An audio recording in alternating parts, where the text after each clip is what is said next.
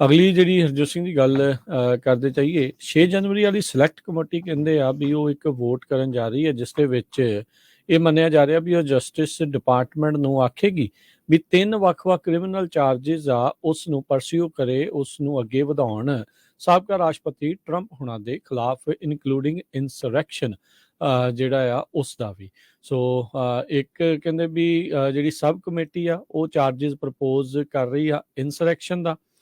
ਇਸ ਤੋਂ ਇਲਾਵਾ ਅਬਸਟਰਕਸ਼ਨ ਆਫ ਅਫੀਸ਼ੀਅਲ ਪ੍ਰੋਸੀਡਿੰਗ ਜਿਹੜੀ ਵੋਟ ਉੱਥੇ ਪ੍ਰਮਾਣਿਤ ਹੋਣੀ ਸੀਗੀ ਉਸ ਦੇ ਉਲਟ, ਤੇ ਇੱਕ ਜਿਹੜੀ ਕਨਸਪੀਰੇਸੀ ਡੀਫਰਾਡ ਯੂਐਸ ਗਵਰਨਮੈਂਟ ਨੂੰ ਡੀਫਰਾਡ ਕਰਨ ਦੇ ਲਈ।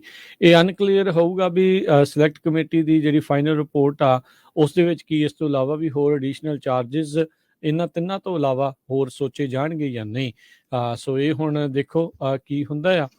ਰਿਪੋਰਟ ਦੇ ਵਿੱਚ ਯੂਐਸ ਡਿਸਟ੍ਰਿਕਟ ਕੋਰਟ ਦੇ ਜੱਜ ਅਮਿਤ ਮਹਿਤਾ ਦੀ ਫੈਬਰੂਰੀ ਦੀ ਰੂਲਿੰਗ, ਜਿਸ ਦੇ ਵਿੱਚ ਉਹਨਾਂ ਨੇ ਕਿਹਾ ਸੀਗਾ ਵੀ ਟਰੰਪ ਹੁਣਾਂ ਦੀ ਜਿਹੜੀ ਭਾਸ਼ਾ ਆ ਉਸ ਨੇ ਪਲੌਜ਼ੀਬਲੀ ਵੀ ਹੋ ਸਕਦਾ ਹੈ ਵੀ ਜਿਹੜੀ ਵਾਇਲੈਂਸ ਆ ਉਸ ਨੂੰ ਇਨਸਾਈਟ ਕੀਤਾ ਹੋਵੇ, ਉਸ ਨੂੰ ਵਧਾਵਾ ਦਿੱਤਾ ਹੋਵੇ, ਉਸ ਦੇ ਰੈਫਰੈਂਸ ਇਸ ਇੰਡਾਈਟਮੈਂਟ ਨੂੰ ਦੇਣ ਦੇ ਲਈ ਜਿਹੜੇ ਇੱਕ ਹਿਸਾਬ ਦੇ ਨਾਲ ਦਿੱਤੇ ਹੈਗੇ ਆ। ਸੋ ਰਿਪੋਰਟ ਦੇ ਵਿੱਚ ਇਹ ਵੀ ਆਖਿਆ ਗਿਆ ਵੀ ਸੈਨੇਟ ਦੇ ਵਿੱਚ ਪਿਛਲੀ ਵਾਰੀ 57 ਵੋਟਾਂ ਇੰਪੀਚਮੈਂਟ ਟ੍ਰਾਇਲ ਦੇ ਹੱਕ ਦੇ ਵਿੱਚ ਪਈਆਂ, ਆਲਦੋ 60 ਨਹੀਂ ਸੀਗੀਆਂ, ਪਰ 50% ਤੋਂ ਵੱਧ ਸੈਨੇਟਰਸ ਜਿਹੜੇ ਆ ਇੰਪੀਚ ਕਰਨ ਦੇ ਹੱਕ ਦੇ ਵਿੱਚ ਜਿਹੜੇ ਉਹ ਦੇਖੇ ਗਏ ਸੀਗੇ। ਸੋ ਹੁਣ ਦੇਖੋ ਇਹ ਚਾਰजेस ਕਦੋਂ ਜੇ ਲਾਉਣ ਨੂੰ ਆਖਦੇ ਆ ਕਿ ਵਾਕਿਆ ਜਸਟਿਸ ਡਿਪਾਰਟਮੈਂਟ ਲਾਊਗਾ ਨਹੀਂ ਲਾਊਗਾ, ਉਸ ਨੂੰ ਪਰਸਿਊ ਕਰੂਗਾ ਜਾਂ ਨਹੀਂ, ਪਰ ਇੱਕ ਬਹੁਤ ਵੱਡਾ ਨਵਾਂ ਪੋਲੀਟੀਕਲ ਵਿਵਾਦ ਆਪਣੇ ਸਾਹਮਣੇ ਆਉਣ ਵਾਲਾ ਹੈ ਜੀ। ਹਾਈਲੈਂਡ ਪਾਰਕ ਦਾ ਜੋ ਸਸਪੈਕਟਡ ਸ਼ੂਟਰ ਸੀ ਉਸ ਦੇ ਫਾਦਰ ਨੂੰ ਫੈਲਨੀ ਰੈਕਲੈਸ ਕੰਡਕਟ ਦੇ ਵਿੱਚ ਚਾਰਜ ਕੀਤਾ ਗਿਆ ਹੈਗਾ। ਸਰੋਤਿਆਂ ਨੂੰ ਯਾਦ ਹੋਊਗਾ ਹਾਈਲੈਂਡ ਪਾਰਕ ਇਲੀਨੋਇਸ ਦੇ ਵਿੱਚ 4th of July the parade ਦੇ ਦੌਰਾਨ ਸ਼ੂਟਿੰਗ ਹੋਈ ਸੀ, ਜਿਹਦੇ ਵਿੱਚ 7 ਜਾਣਿਆਂ ਦੀ ਮੌਤ ਹੋ ਗਈ ਸੀ ਤੇ ਦਰਜਨ ਤੋਂ ਵੱਧ ਲੋਕ ਫੱਟੜ ਹੋਏ ਸੀ। ਹੁਣ ਰੋਬਰਟ ਕਰੀਮੋ ਜੂਨੀਅਰ ਇਸ ਨੂੰ ਚਾਰਜ ਕੀਤਾ ਗਿਆ 7 ਕਾਊਂਟ ਫੈਲਨੀ ਰੈਕਲੈਸ ਕੰਡਕਟ ਦੇ ਵਿੱਚ। ਲੇਕ ਕਾਉਂਟੀ ਸਟੇਟ ਦੇ ਅਟਾਰਨੀ ਐਰਿਕ ਰੇਨਹਾਰਟ ਨੇ ਦੱਸਿਆ ਹੈਗਾ, ਕਹਿੰਦੇ ਕ੍ਰਾਈਮ ਜੂਨੀਅਰ ਨੇ ਆਪਣੇ ਆਪ ਨੂੰ ਲਾ ਇਨਫੋਰਸਮੈਂਟ ਦੇ ਕੋਲ ਸਰੈਂਡਰ ਕਰ ਦਿੱਤਾ ਹੈਗਾ। ਸੋ ਕਾਰਨ ਕੀ ਆ ਵੀ ਜਿਸ ਬੰਦੇ ਨੇ ਗੋਲੀਆਂ ਚਲਾਈਆਂ ਸੀਆਂ ਉਸ ਦਾ ਇਹ ਫਾਦਰ ਆ, ਤਾਂ ਇਸ ਫਾਦਰ ਨੇ ਆਪਣੇ ਸਨ ਦੇ ਲਈ ਇਲੀਨੋਇਸ ਫਾਇਰ ਆਰਮ ਓਨਰ ਆਇਡੈਂਟੀਫਿਕੇਸ਼ਨ ਕਾਰਡ ਦੇ ਲਈ ਐਪਲੀਕੇਸ਼ਨ ਦੇ ਉੱਤੇ ਸਾਈਨ ਕੀਤਾ ਸੀ। ਹਾਲਾਂਕਿ ਜਦੋਂ ਉਸਨੇ ਕਤਲ ਕੀਤਾ ਉਸ ਤੋਂ 3 ਸਾਲ ਪਹਿਲਾਂ ਸਾਈਨ ਕੀਤਾ ਗਿਆ ਸੀ। ਕਹਿੰਦੇ ਭਈ ਹੈਲਪਿੰਗ ਹਿਜ਼ ਸਨ ਤੇ ਕਾਰਡ ਲੈਣ ਦੇ ਲਈ। ਸੋ ਜਿਸ ਨੇ ਇੰਨਾ ਜ਼ਿਆਦਾ ਜਿਹੜਾ ਬੋਡਲੀ ਆਰਮ ਹਾਰਮ ਕੀਤਾ ਹੋਵੇ, ਇੰਨਿਆਂ ਨੂੰ ਮਾਰਿਆ ਹੋਵੇ, ਉਸ ਕੇਸ ਦੇ ਵਿੱਚ ਇਸ ਨੂੰ ਚਾਰਜ ਕੀਤਾ ਗਿਆ ਹੈਗਾ ਜੀ। ਸੋ ਉਸ ਦਾ ਜਿਹੜਾ ਪਿਓ ਆ ਉਹ ਵੀ ਹੁਣ ਇਹਨਾਂ ਨੇ ਇਸ ਦੇ ਵਿੱਚ ਦਬੋਚ ਲਿਆ ਆ। ਅਗਲੀ ਜਿਹੜੀ ਗੱਲ ਕਰਦੇ ਜਾਈਏ, ਬਾਈਡਨ ਪ੍ਰਸ਼ਾਸਨ ਕਹਿੰਦੇ ਆ ਵੀ ਅੱਜ ਉਹਨਾਂ ਨੇ ਅਨਾਊਂਸ ਕੀਤਾ ਵੀ 3 ਮਿਲੀਅਨ ਬੈਰਲ ਕੱਚਾ ਤੇਲ ਆ ਉਹ ਖਰੀਦਣ ਜਾ ਰਹੇ ਆ ਸਟ੍ਰੈਟੇਜਿਕ ਪੈਟਰੋਲੀਅਮ ਰਿਜ਼ਰਵ ਉਸ ਨੂੰ ਦੁਬਾਰਾ ਭਰਨ ਦੇ ਲਈ।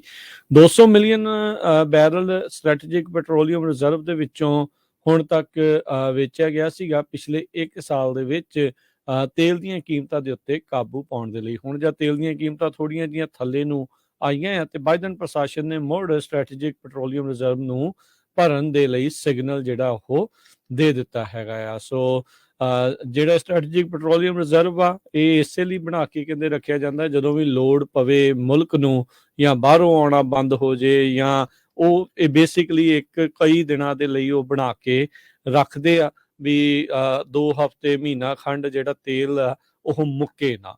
ਸੋ ਰੂਸ ਨੇ ਜਦੋਂ ਤੋਂ ਯੂਕਰੇਨ ਨੂੰ ਇਨਵੇਡ ਕੀਤਾ ਉਦੋਂ ਤੋਂ ਗੈਸੋਲੀਨ ਦੀਆਂ ਪ੍ਰਾਈਸਿਸ ਤਾਂ ਗਈਆਂ ਸੀਗੀਆਂ, ਪਰ ਹੁਣ ਮੁੜ ਦੁਬਾਰਾ ਪ੍ਰਾਈਸਿਸ ਜਿਹੜੀਆਂ ਥੱਲੇ ਆਉਣੀਆਂ ਸ਼ੁਰੂ ਹੋਈਆਂ ਨੇ। ਇੱਕ ਟਾਈਮ ਦੇ $120 ਪਰ ਬੈਰਲ ਤੱਕ ਪਹੁੰਚ ਗਈ ਸੀ ਤੇ ਹੁਣ 80 ਦੇ ਇਰਦ ਗਿਰਦ ਮੰਡਰਾ ਰਹੀਆਂ ਨੇ। ਸੋ ਹੁਣ 3 ਮਿਲੀਅਨ ਬੈਰਲ ਜਿਹੜਾ ਤੇਲ ਆ ਉਹ ਖਰੀਦਿਆ ਜਾਵੇਗਾ। ਵਰਤ ਉਸ ਦੇ ਵਿੱਚੋਂ 200 ਲਿਆ ਹੈਗਾ ਆ, ਪਰ 3 ਮਿਲੀਅਨ ਜਿਹੜਾ ਉਸ ਦੇ ਵਿੱਚ ਭਰਿਆ ਜਾਊਗਾ ਹੁਣ ਜੀ। ਅਗਲੀ ਖਬਰ ਸੈਨੋਜ਼ੇ ਕੈਲੀਫੋਰਨੀਆ ਤੋਂ ਆ ਰਹੀ ਹੈ, ਜਿੱਥੇ ਅੱਜ ਸਵੇਰੇ ਹਾਈਵੇ 101 ਜੋ ਸੈਨੋਜ਼ੇ ਦੇ ਵਿੱਚ ਹੈਗਾ, ਜਿੱਥੇ ਐਂਟਰ ਹੁੰਦਾ ਮਕੀਰ ਰੋਡ ਦੇ ਲਾਗੇ, ਉੱਥੇ ਕਹਿੰਦੇ ਇੱਕ ਫੇਟਲ ਐਕਸੀਡੈਂਟ ਹੋ ਗਿਆ ਤੇ ਜਿਹਦੇ ਨਾਲ ਕਈ ਘੰਟੇ ਹਾਈਵੇ 101 ਦੀਆਂ 2 ਲੇਨਸ ਬੰਦ ਰਹੀਆਂ। ਜੀ 5:15 ਵਜੇ ਦੇ ਕਰੀਬ ਸ਼ੈਵੀ ਸਿਲਵਰਾਡੋ ਨੇ ਇੱਕ ਪੈਡੈਸਟਰੀਅਨ ਨੂੰ ਹਿੱਟ ਕਰ ਦਿੱਤਾ ਜਦੋਂ ਉਹ 101 ਦੇ ਵਿੱਚ ਐਂਟਰ ਹੋਣ ਜਾ ਰਿਹਾ ਸੀ, ਤੇ ਇਸ ਤੋਂ ਬਾਅਦ ਦੋਨੋਂ ਸਾਈਡਾਂ ਦੀਆਂ 4 ਲੇਨਸ ਨੂੰ ਕਾਫੀ ਲੰਮਾ ਸਮਾਂ ਲਈ ਜੋ CHP ਵੱਲੋਂ ਬੰਦ ਰੱਖਿਆ ਗਿਆ। ਕਹਿੰਦੇ ਵੀ ਪਹਿਲਾਂ ਤਾਂ ਇੰਪੈਕਟ ਜਿਹੜਾ ਵਹੀਕਲ ਦਾ ਸੀ ਉਹਦਾ ਪਤਾ ਨਹੀਂ ਚੱਲਿਆ, ਪਰ ਬਾਅਦ ਦੇ ਵਿੱਚ ਪਤਾ ਚੱਲਿਆ ਵੀ ਉਹਦੇ ਨਾਲ ਜਿਹੜਾ ਪੈਡੈਸਟਰੀਅਨ ਆ ਉਹ ਉਸ ਦੀ ਮੌਤ ਵੀ ਹੋ ਗਈ, ਉਹ ਫੇਟਲ ਸੀ। ਤੇ ਕਮਿਊਟਰਸ ਨੂੰ ਕਾਫੀ ਜਿਹੜੀ ਆ ਪਰੇਸ਼ਾਨੀ ਆਈ, ਕਿਉਂਕਿ ਡਿਲੇ ਬਹੁਤ ਜ਼ਿਆਦਾ ਹੋ ਗਿਆ। ਕਈ ਲੋਕਾਂ ਨੇ ਕੰਮ ਤੇ ਜਾਣਾ ਸੀ, ਉਹ ਬਹੁਤ ਲੇਟ ਹੋ ਗਏ। ਹਜੇ ਤੱਕ ਜੋ ਪੈਡੈਸਟਰੀਅਨ ਸੀ ਜਿਸ ਦੀ ਮੌਤ ਹੋਈ ਆ ਉਹਦੀ ਆਇਡੈਂਟੀਟੀ ਜਿਹੜੀ ਆ ਜਾਰੀ ਨਹੀਂ ਕੀਤੀ